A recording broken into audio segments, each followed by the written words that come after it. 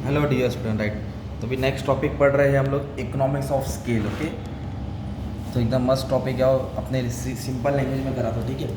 तो let's begin. तो economics of scale का मतलब क्या होता है मन में क्या? तो there are two concept, economics of scale and diseconomics of scale. तो पहले हम लोग इकोनॉमिक्स ऑफ स्केल पढ़े, फिर इंटरनल एक्सटर्नल के बारे में स्टडी करें, राइट। इकोनॉमिक्स ऑफ स्केल का मतलब क्या होता है मन में क्या? जैसे कि दो फर्म है ए और बी, राइट। दोनों क्या कर रहे हैं? 1000 यूनिट्स प्रोड्यूस कर रहे हैं, दोनों 1000 क्वांटिटी बना रहे हैं। कितनी क्वांटिटी? 1000 क्वांटिटी।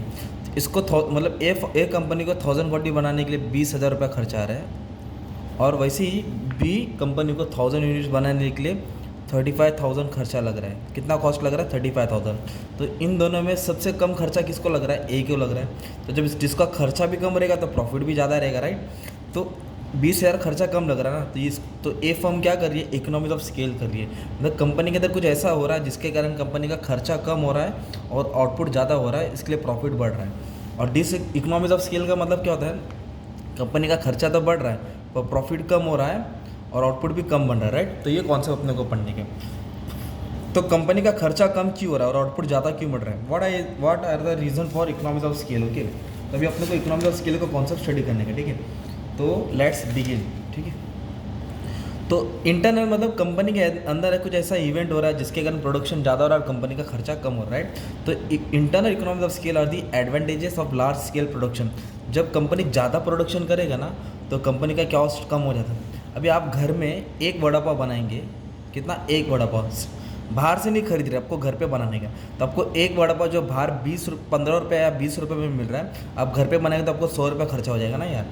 तो जब ज़्यादा बनाएंगे तो आपका कॉस्ट क्या हो जाएगा? कम होएगा। तो वही दिया है, दे यार enjoy by firm when it increase scale of production. Scale मतलब होता है वॉल्यूम, क्वांटिटी जब ज़्यादा बनती है तो कंपनी का कॉस्ट क्या होता है? कम होता है। तो what are the reason for economics of scale? तो इधर अलग अलग कंडीशन बता रहे हैं। तो पहला प्रोडक्शन इकोनॉमिक्स में सबसे पहले दिया लेबर। तो लेबर इकोनॉमिक्स का मतलब क्या होता है? दो कंपनी का एग्जाम्पल ले रहा हूँ मैं, ए जो मेरी कंपनी है और बी जो आपकी कंपनी, ओके। ए मेरी कंपनी, राइट। चलो तुम्हारे अब्दुल सर की। तो आपकी कंपनी में जो वर्कर लोग हैं ना, एकदम नकली है, आलसी है, लेज़ी है, इनएक्टिव है, अनस्किल्ड है, तो लोग बराबर से काम नहीं करेंगे तो आउटपुट कम बना। पर मेरी कंपनी में एफिशिएंट लेबर है जो अच्छे से काम कर रहे हैं, वर्क में डिवाइड हो रहा है, जिसमें स्पेशलाइजेशन हो रहा है, इसके कारण आउटपुट क्या हो रहा है? ज़्यादा बन रहा है। तो जब लेबर अच्छा रहेगा तो प्रोडक्शन ज़्यादा होएगा। Has the size of output increases the firm enjoys the labour economics due to this specialisation. Labour में स्पेशलाइज होएगा, स्किलफुल रहेगा, टाइम बचेगा, ओवर टाइम भी करेंगे, प्रोडक्शन ज़्यादा रहेगा। अगर कंपनी इसका उल्टा करेगी, लेबर बराबर काम नहीं करेंगे, नकली रहेंगे, तो प्रोडक्शन क्या होगा? कम होएगा, तो कंपनी का कॉस्ट बढ़ जाएगा। तो लेबर अच्छा होने के कारण कंपनी में क्या हो रहा है? इकोनॉमिक्स ऑफ स्केल हो रहा है, मतलब अच्छा कॉस्ट कम हो रहा है, आउटपुट ज़्यादा बढ़ रहा है। नेक्स्ट क्या दिया है? Technical economics. क्या दिया है?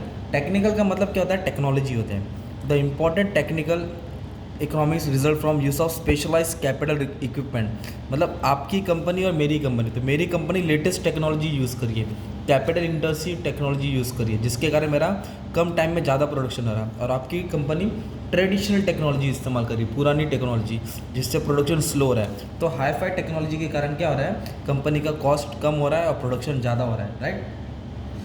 तो ये रीज़न है। तो ज़्यादा प्रोडक्शन किसके कारण हो रहा है? कंपनी के पास क्या है? टेक्नोलॉजी अच्छी है, राइट। तो यही दिया है ना एग्जांपल, देखो ना क्या? Specialise capital equipment which become possible only when output is produce on a large scale. अगर टेक्नोलॉजी अच्छी रहेगी तो कंपनी का कॉस्ट क्या हो जाएगा? कम हो जाएगा और आउटपुट बढ़ जाएगा, ओके। Inventory economics. इन्वेंट्री का मतलब होता है स्टॉक, रॉ मटेरियल मेंटेन करना, okay. The level of inventories. तो role of inventories is to be help the firm to meet the random changes in your input. मतलब जैसे दोनों की कंपनी, राइट, और दोनों की कंपनी को रॉ मटेरियल लगता है, दोनों का होटल है, राइट। तो आपने क्या किया? कांदे का स्टॉक नहीं रखा, ऑनियन का स्टॉक नहीं मेंटेन किया, पर मैंने ऑनियन का स्टॉक मेंटेन कर चुका, राइट। अब मार्केट में क्या हो गया? ऑनियन का शॉर्टेज हो गया, किधर मतलब फसल नुकसान होगी, तो आपके पास स्टॉक अवेलेबल नहीं है, पर मेरी कंपनी के पास स्टॉक अवेलेबल है ना। तो स्टॉक इन्वेंट्री मेंटेन होने के कारण मेरा प्रोडक्शन क्या होएगा? चलता रहेगा। फिर आपको क्या है? मार्केट में जाके जो कांदा लेंगे तो आपको हाई कॉस्ट में मिलेगा, जो 40 रुपये किलो तुमको 80 में मिलेगा, तो आपको कॉस्ट वैसे ही बढ़ गया और कम लाएंगे और कम प्रोडक्शन देगा। और मैंने ऑलरेडी स्टॉक मेंटेन करके रखा था, तो जिसके कारण मेरा क्या हो गया? खर्चा कम हो रहा है। तो ये एक रीज़न, ये इन्वेंट्री इकोनॉमिक्स, राइट। तो कैसे आंसर लिखा है इधर? The role of inventory is to help the firm to meet the random changes in the input and the output side of the operation of the firm. The purpose of inventory is to smooth out the supply of input. मतलब inventory maintain रहेगा तो supply होते रहेगा, production चलते रहेगा। For that reason there is an economies of scale in an organisation, क्योंकि inventory को manage करें। इन्वेंट्री मतलब क्या होता है? स्टॉक। स्टॉक बोले तो क्या हो गया? रॉ मटेरियल, जो प्रोडक्शन का रिक्वायरमेंट है, राइट। और क्या रीज़न है कंपनी में कि अच्छा हो रहा है? नेक्स्ट पॉइंट इधर दिया है। नेक्स्ट पॉइंट क्या दिया है? Sorry, marketing economic. एक हमारी कंपनी क्या, आपकी कंपनी पुअर मार्केटिंग कर रहा है, बराबर प्रमोशन नहीं कर रहा है, पब्लिसिटी नहीं कर रहा है, इसके लिए प्रोडक्ट आपका मार्केट में ज़्यादा बिक नहीं रहा है। और मेरी कंपनी हैवी एडवर्टाइजिंग कर रही है, अच्छा मार्केटिंग कर रहा है, अच्छा सेल्स प्रमोशन, अच्छा सेल्समैन यूज़ करके, जिसके कारण मेरा प्रोडक्ट मार्केट में बिकते जा रहा है। क्योंकि कंपनी एडवर्टाइजमेंट कॉस्ट अच्छा कर रही है, आपका कम कर रही है और प्रमोशन कम हो रहा है। तो marketing economy are associated with the setting of the product of the firm, they are arise from advertising economy, hence the average selling cost falls. इसलिए मेरा एडवर्टाइजिंग का कॉस्ट कम हो रहा है और मेरा फर्म का वॉल्यूम कॉस्ट मतलब एवरेज कॉस्ट कम, एडवर्टाइजिंग कॉस्ट क्या हो रहा है? कम हो रहा है, और आउटपुट क्या हो रहा है? बढ़ रहा है, जिसके कारण प्रॉफिट बढ़ गया।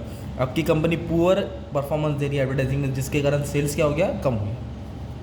तो ये भी एक रीज़न इकोनॉमिक्स ऑफ स्केल का। नेक्स्ट है मैनेजरियल इकोनॉमिक्स। मैनेजरियल मतलब मैनेजर्स, जितने अच्छे मैनेजमेंट रहेंगे, मैनेजर्स रहेंगे, जितना अच्छा डिसीजन लेगा तो उतना क्वालिटी डिसीजन क्या करेगा? एक बेटर रिजल्ट लेके आएगा, इनोवेशन लेके आएगा, वेस्टेज कम होएगा, प्रॉफिट बढ़ेगा। अगर मैनेजर नकली रहेंगे, टाइम पास वाले रहेंगे, ढीले रहेंगे, तो अपना प्रोडक्शन क्या होएगा? डिसीजन क्वालिटी फेल हो जाएगा और प्रोडक्शन भी गिर जाएगा। तो large scale production makes possible division manager function, manager के कारण होता है। There exist a production manager, sales manager, finance manager, personal manager and मतलब अलग अलग टाइप के मैनेजर रहते हैं in large firm. As output increases managerial cost per unit of output continue to decline. तो जितना अच्छा मैनेजर का परफॉर्मेंस होता रहेगा उतना पर कॉस्ट क्या हो जाएगा? मैनेजर का कॉस्ट कम होते रहेगा। अगर मैनेजर बराबर परफॉर्म नहीं करेंगे तो आउटपुट क्या आएगा? कम मिलेगा, जिसके कारण कंपनी का खर्चा बढ़ जाएगा। कंपनी का खर्चा बढ़ा मतलब डिसइकोनॉमिक्स ऑफ स्केल, और कंपनी का खर्चा कम हो तो economics of scale, right. Next है ट्रांसपोर्ट एंड स्टोरेज। देखो जो कंपनी गुड्स मैन्युफैक्चर करती है तो कंपनी को ट्रांसपोर्ट की ज़रूरत पड़ती है गुड्स को मार्केट में लेके जाने के लिए, और स्टोरेज मतलब गोडाउन की ज़रूरत पड़ती है गुड्स को स्टोर करने के लिए। तो ट्रांसपोर्ट प्लेस का प्रॉब्लम सॉल्व करता है, स्टोरेज टाइम का प्रॉब्लम सॉल्व करता है, वेयर हाउस। ओके, अगर आपकी कंपनी के पास गोडाउन भी नहीं है, ट्रांसपोर्ट भी नहीं है, तो आपको गोडाउन रेंट पे लेना पड़ेगा और टेम्पो भाड़े पे लेना पड़ेगा, जिसको पेमेंट करना पड़ेगा, राइट। और टेम्पो वाला को 9 बजे बुलाएंगे, 11 बजे आएगा, एक बार फेरा, लोडिंग अनलोडिंग में प्रॉब्लम होगा। और मेरी कंपनी कैसा है? खुद का ट्रांसपोर्ट है, खुद का गोडाउन है, तो माल बनाया, खुद 10 बार राउंड मारा, स्टोरेज मतलब माल सेव कर दिया, तो जिसके कारण कंपनी का खर्चा कम हो रहा है। तो खुद का ट्रांसपोर्ट, अच्छा स्टोरेज सिस्टम होने के कारण कंपनी का कॉस्ट कम हो रहा है। जिसके पास नहीं है तो कंपनी का कॉस्ट डे बाई डे बढ़ते जाता है, और so and so. Has the output increases the unit of cost of transportation, raw material, ये सब क्या हो जाता है? कम हो जाता है। Similarly size of firm increase, storage cost will also fall. Okay, तो ये सब खर्चा कब कम होगा? जब तुम्हारा लेवल ऑफ आउटपुट बढ़ेगा। ओके, लास्ट में क्या दिया? Money economy. पेक्यूनरी मतलब money. Money economies are those economy realise by the firm from paying lower price for factor use in production. ये समझाता हूँ। ए और बी फर्म, ए हमारा भी आपकी कंपनी, राइट।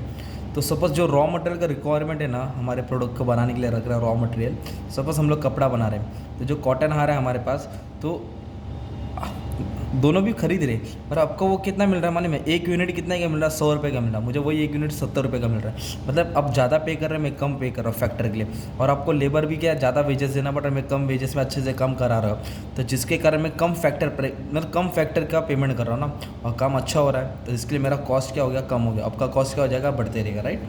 तो ये डील है। Paying lower price for the factor मतलब लैंड, लेबर, कैपिटल, एंटरप्रेन्योर है ना, use in production, distribution product due to bulk buying. ज़्यादा में अगर आप ज़्यादा खरीदेंगे ना तो आपको डिस्काउंट मिलता है, बेनिफिट मिलता है। कम परचेस करेंगे तो आपको ये सब बेनिफिट नहीं मिलता है, तो जिसके कारण मनी का खर्चा क्या हो रहा है? कम हो रहा है, राइट। तो अभी अपने क्या पढ़ा मालूम है क्या? इकोनॉमिक्स ऑफ स्केल पढ़ा। क्या पढ़ा? इकोनॉमिक्स ऑफ स्केल मतलब कंपनी का कॉस्ट पर यूनिट कम होता है। अगर एग्जाम में ये क्वेश्चन है, आप ध्यान देना, ठीक है। अब जो पूरा वीडियो देगा उसको ही पूरा नॉलेज मिलेगा, right. Diseconomics of scale में क्या होता है मालूम है क्या? Diseconomics of scale, company का कॉस्ट है ना कम होने के कारण बढ़ता है, कॉस्ट पर यूनिट बढ़ता है। तो जब ये आंसर आ जाएगा ना तो यही सेम पॉइंट लिखने का है जो मैंने पढ़ा है, उसको नेगेटिव में डाल देने का है, उल्टा कर देने का है। कैसे? लेबर इकोनॉमी मतलब लेबर का पुअर परफॉर्मेंस है, टेक्नोलॉजी आउटडेटेड है, इन्वेंट्री का मैनेजमेंट बराबर नहीं है, स्टॉक बराबर मेंटेन नहीं कर रहे, मार्केटिंग पुअर चल रही है, मैनेजर का बराबर डिसीजन नहीं हो रहा है, खुद का ट्रांसपोर्ट नहीं है, स्टोरेज प्रॉपर नहीं है, मनी पेमेंट हाई प्राइस में मिल रहा है। तो ये फैक्टर के कारण कंपनी में डिस इकोनॉमिक्स ऑफ स्केल हो रहा है ना यार। तो सेम पॉइंट को घुमा देने का ना, सिंपल। तो तुमको दोनों में कौन सा पढ़ा है? इकोनॉमिक्स ऑफ स्केल और diseconomics of scale, right. ये इंटरनल फैक्टर था। क्या था? इंटरनल इकोनॉमिक्स ऑफ स्केल और internal district economics of scale. तो अगर इंटरनल इकोनॉमिक्स स्केल है तो आंसर को पॉजिटिव में लिखने का है, और डिस इकोनॉमी में आए तो सेम हेड पॉइंट्स डाल के नेगेटिव में डालने हैं। तो उसका स्क्रीनशॉट लेके रख लेना, पीछे से रिवाइंड करके एक एक पॉइंट पेन पेंसिल लेके बैठो, लिखते जाओ, रीड करते जाओ, या तुम्हारे पास बुक्स है तो उधर से पढ़ लो, इजी हो जाएगा। ठीक है, thank you very much dear students.